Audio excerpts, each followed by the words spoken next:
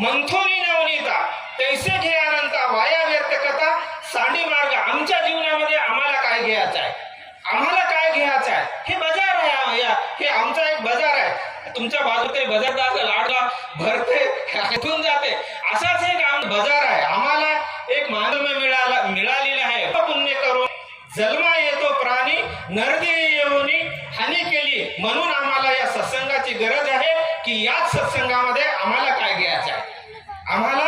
आम्ही जेव्हा पाप पुण्य करून आम्ही काय काय केलं की कुठं, जर आम्हाला हे मानव जन्म मिळाला तर आम्हाला काय करायचं आहे, आम्हाला काय घ्यायचं आहे. बस या सत्संगामधून आम्हाला काय घ्यायचं आहे. हे जे सत्संग असते हे एक वाहती गंगा आहे, संत विचाराचा मंच आहे. कालपासून एक वाहती गंगा आहे.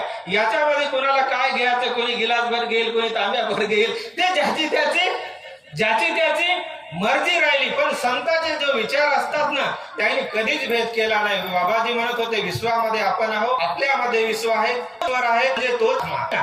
जर आपण असं जर बघितलं, ज्ञानेश्वर माऊलीनं सुद्धा म्हणले विश्वाची माझे घर ऐशी मती जयाची स्थिर किंबहुना चराचर आपुनच झाला. काय म्हणले, या चराचरामध्ये बघणारे आपल्याला माणसापासून ते या चराचरामध्ये जीव जंतूपर्यंत विचार करणारे संत. यांनी कधी भेद केला का? त्यांनी भेदच केला नाही आणि ते भेद करत बी नाही. समाजापुरते, जातीपुरते, एका पंथापुरते हे संत कधीच ते उपदेश करतच नाहीत. तुकडोजी महाराज म्हणे, तुकडोजी महाराजांना मानलेलं आहे संतापासी नाही जात पात विश्वाची संताचे गोत जे जे भेटले ते आपत. हे तुकडोजी महाराज म्हणले संताला कधी जातपात नसते, कधी त्यांना लहान मोठा नसते, गोर गरीब नसते आणि ते समजायला समान एका नदीसारखं, या पंचतत्वासारखं ते आपल्याला आपले जे काही त्यांना जे साधलेले असते ते सर्व काही देऊन त्यांच्यामध्ये आणि आमच्यामध्ये लई फरक आहे. काय फरक आहे? ते बोले तैसे चाले त्याचे वंदावे पावले, असे ते संत. बोले तैसे चाले त्याचे वंदावे तर असे ते जे संत आहेत की खरंच फार ते दयाळू असतात. विवेकानंद स्वामीची एक गोष्ट आहे. विवेकानंद स्वामी एका गावामध्ये गेले आणि असेच ते थोडं असं आपल्या घरी कुणाच्या तरी घरी जात होते आणि काहीतरी भिक्षान दे माय म्हणून जे काही दिलं त्यांना तर ते घेत होते. तर एक दिवस असे गेले एका गावामध्ये आणि त्या घरामध्ये सासू आणि सुनेचा झगडा होऊन झाला. दोघीचा, सासू आणि सुनेचा दोघीचा काहीतरी घरामध्ये प्रॉब्लेम झाला घरातल्या कुटुंबामध्ये. तर ती बाहेर सडा टाकत होती. सडा टाकत ती बाहेर अंगणामध्ये आली आणि तेवढ्यामध्ये विवेकानंद स्वामी उतरले. आता आल्यानंतर हिचं डोकं पहिलंच फिरून होतं. ती जवळ आल्याबरोबर यांना भिक्षण दे माय म्हणल्याबरोबर हिचं डोकं फिरून होतं. आता पुरं सडा टाकला, ते बुडाला राहते ना थोडस शेणाचं घट तितकंच उरलं होतं. ते त्याच्यात हात घातला, धरला, ते मुठभरून दिलं शेण मारून त्या विवेकानंद स्वामीच्या अंगावरती ना. तर आता ते संत मग त्याने काय केलं, विवेकानंद स्वामीनं ते शेण जमा केलं, ते पडलेलं आणि आपल्या त्या कटोरीमध्ये टाकलं, त्या कुंडलमध्ये भरलं आणि मग आता निघाले आता गंगेला आंघोळ करायला.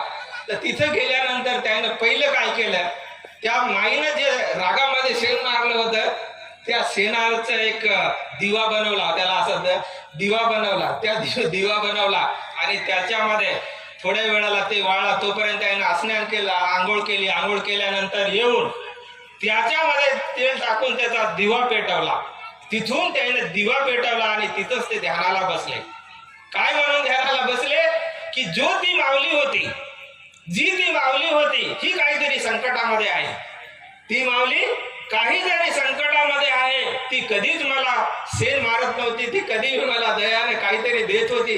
पण या माऊली काहीतरी संकटामध्ये आहे म्हणून त्यानं तिथंच ध्यानाला बसून तिथूनच त्यानं तिला एक संकल्प केला तिच्यावर की हे संत आम्हाला, आमचे आई वडील बोललेले आम्हाला सणवत नाही. ते शेण मारलेलं तर लई दूरची गोष्ट आहे. आजच्या जर जमान्यामध्ये जर बघितलं तर आमचे आई वडिलाचे मात्र आम्हाला धन संपदा आहे ना याच्यामध्ये मात्र पुरा आमचा हक आहे. पण आई वडील बोलतात त्याला आजची अशी परिस्थिती झालेली आहे आणि खरंच संतांना आम्हाला कुठून जागवलेलं आहे.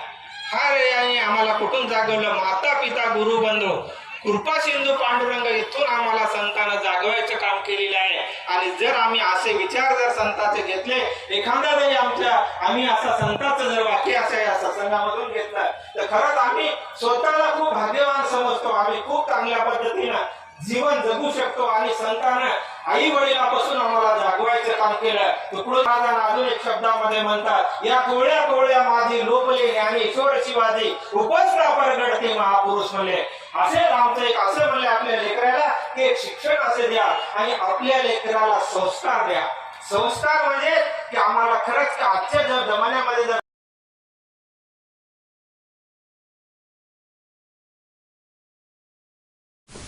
नाही तर जीनच नाही.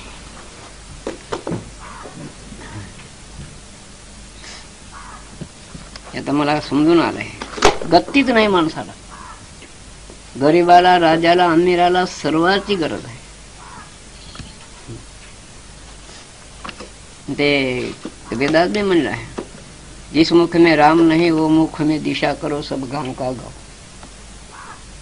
ते मला आता पटायला लागलं. जिस घर नहीं तुलत बिन रावण वो घर भूत समान. ते मला आता प्रत्यक्ष दिसायला लागलं. तिथं काहीच नाही, एवढी संपत्ती असू द्या, शून्य आहे. ती संपत्ती शून्य आहे, त्याचा वैभव शून्य आहे, त्याचं घर शून्य आहे.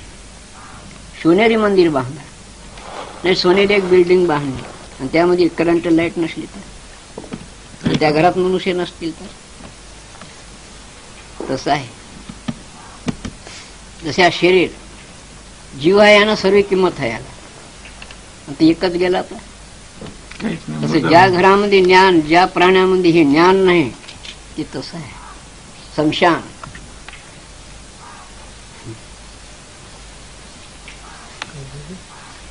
हे मला निश्चित समजलं की गतीच नाही माणसाला. खा पिया पण एक दोन वेळ तरी राम राम म्हणा.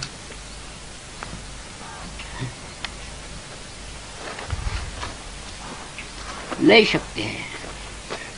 आता काय सांगा हे आपले सरे थोडं हिंदी मध्ये मामानं सोडून दिला बाबा. नाही एक सांग, थोडासा होता ना त्याच्या माग, ते बी आता नाही कम म्हणे, मला जमत नाही नाही झालं ना. आणि काय पाहिजे आपल्याला? सत्य ज्ञान समजलं बस की संत कसे असतात, काय असते शिरप ओळखायचं.